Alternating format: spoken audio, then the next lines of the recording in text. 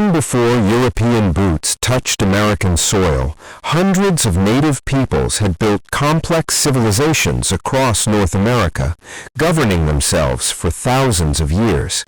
That world would change forever when European explorers arrived. In 1492, Christopher Columbus, sailing for Spain, stumbled upon the West Indies, accidentally opening what Florentine explorer Amerigo Vespucci would call the New World.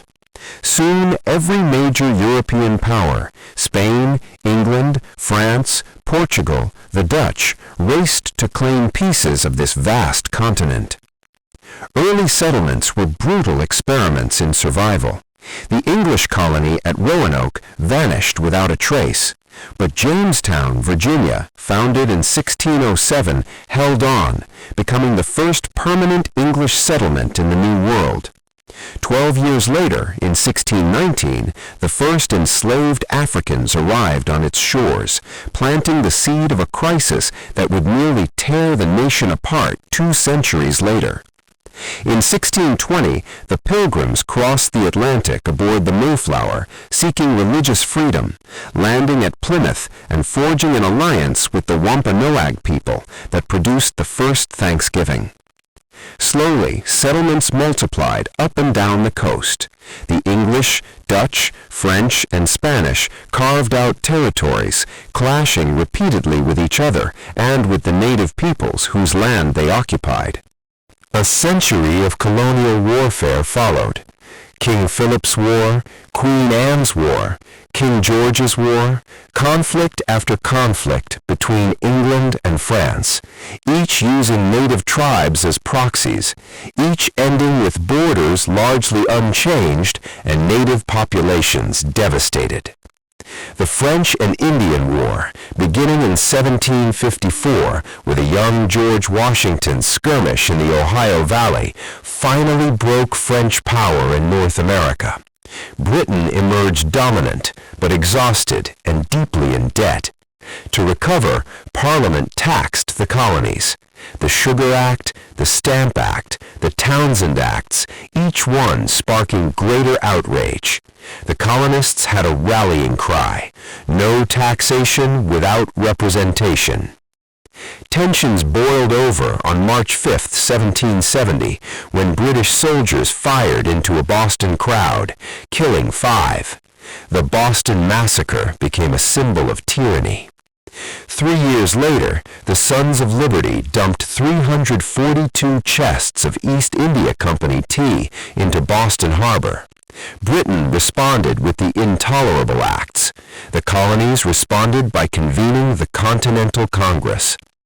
On April 19, 1775, at Lexington and Concord, a single unidentified shot, the shot heard around the world, ignited the American Revolution. What began as a rebellion for rights quickly became a revolution for independence. On July 4, 1776, the Continental Congress ratified the Declaration of Independence, written largely by Thomas Jefferson, proclaiming that all men are created equal and endowed with unalienable rights, life, liberty, and the pursuit of happiness. George Washington commanded the Continental Army through desperate years of defeat and perseverance. His Christmas night crossing of the Delaware and victory at Trenton kept the Revolution alive. The surrender of British General Burgoyne at Saratoga in 1777 convinced France to enter the war as America's ally. With French support, Washington cornered British General Cornwallis at Yorktown in 1781. The war was over. The 1783 Treaty of Paris recognized the United States as a sovereign nation, but governing it proved its own challenge. The Articles of Confederation created too weak a central government. Shays' Rebellion exposed the cracks. In 1787, delegates convened in Philadelphia and produced the Constitution, a bold new framework of 3 branches with checks and balances, ratified in 1788. George Washington became the first president in 1789. John Adams followed, navigating a quasi-war with France. Thomas Jefferson doubled the nation's size with the Louisiana Purchase in 1803 and sent Lewis and Clark west to map the unknown. America's appetite for land was insatiable. Manifest destiny, the belief that the United States was destined to stretch from sea to sea, drove westward expansion. The Indian Removal Act of 1830 under Andrew Jackson forced the 5 civilized tribes off their ancestral lands in the Trail of Tears, killing roughly 15,000 people. The Mexican-American War of 1846 to 1848 added California, Texas, New Mexico, and more to the Union. Gold was discovered at Sutter's Mill in 1848, triggering a rush of 300,000 prospectors to California. The Transcontinental Railroad, completed in 1869, stitched the continent together. But beneath every triumph ran the poison of slavery. The Underground Railroad carried thousands to freedom. Compromises, Missouri, Kansas, Nebraska, only delayed the inevitable. The country was fracturing.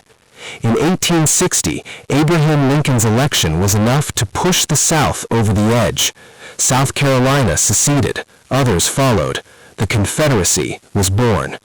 On April 12, 1861, Confederate guns opened fire on Fort Sumter. The Civil War had begun.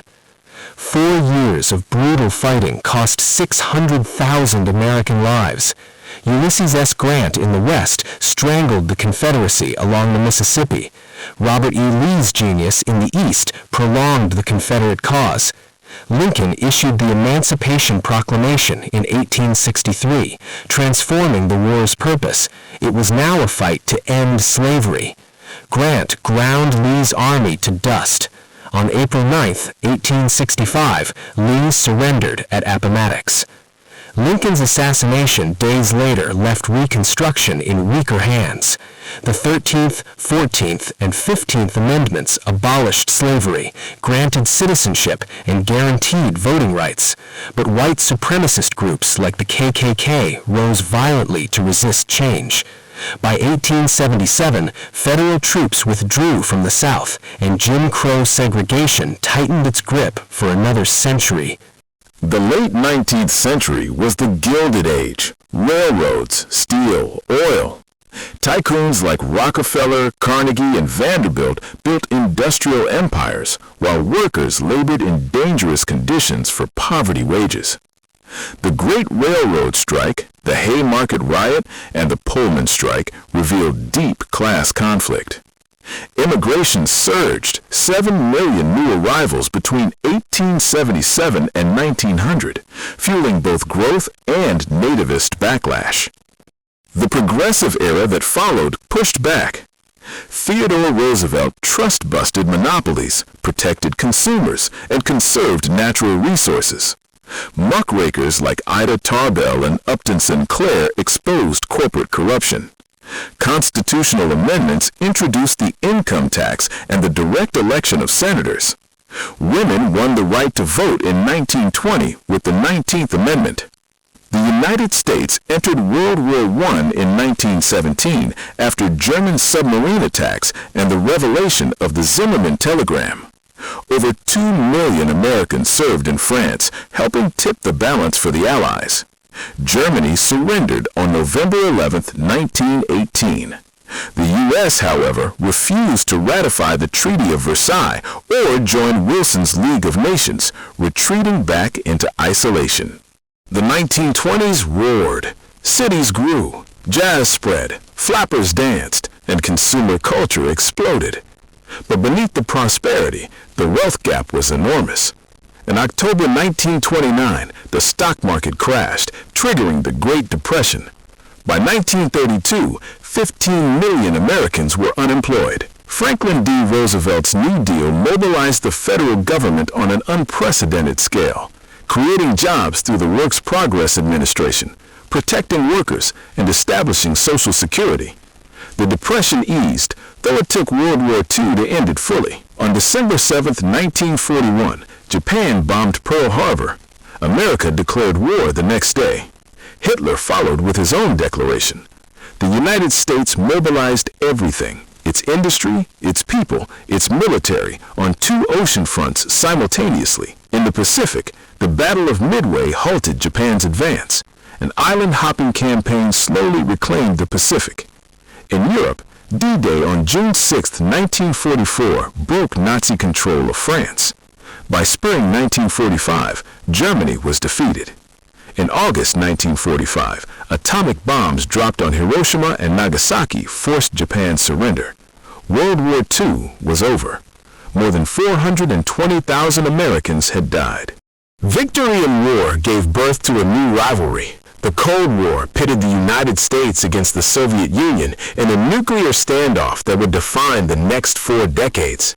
Americans built bomb shelters. McCarthyism hunted imagined communists. The Berlin Wall divided a continent. The Cuban Missile Crisis in 1962 brought the world to the brink of nuclear war.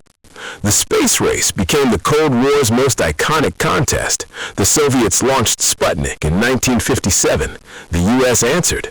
On July 20th, 1969, Neil Armstrong walked on the moon, arguably the greatest technological achievement in human history.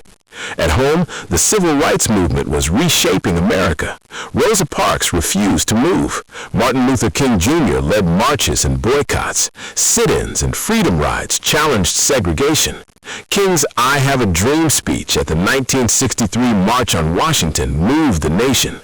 The Civil Rights Act of 1964 and Voting Rights Act of 1965 finally dismantled legal segregation.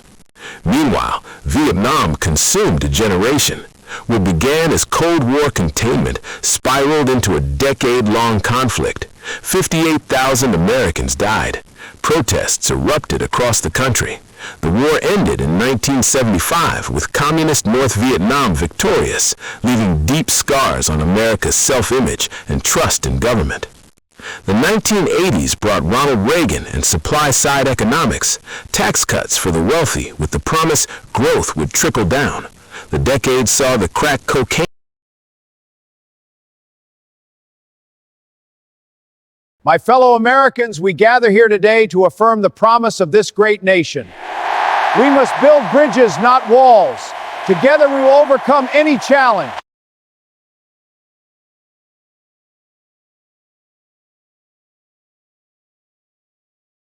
Thank you all for being here tonight. This is an incredible movement. I was going to make this country greater than ever before. Please.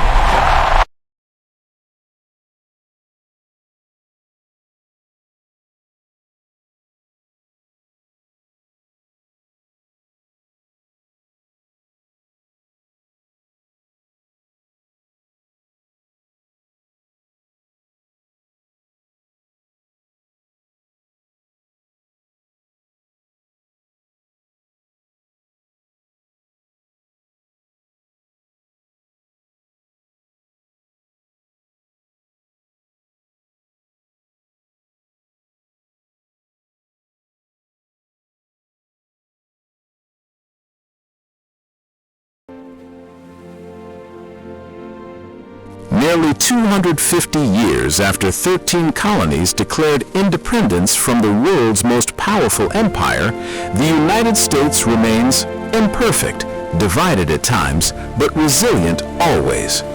From native civilizations to colonial struggle, from revolution to civil war, from world wars to a moon landing, the American story is one of relentless transformation. Its greatest strength has never been its military or its economy. It has been the willingness of its people, generation after generation, to fight for a more perfect union. That fight is far from over, but if history is any guide, it is far from finished.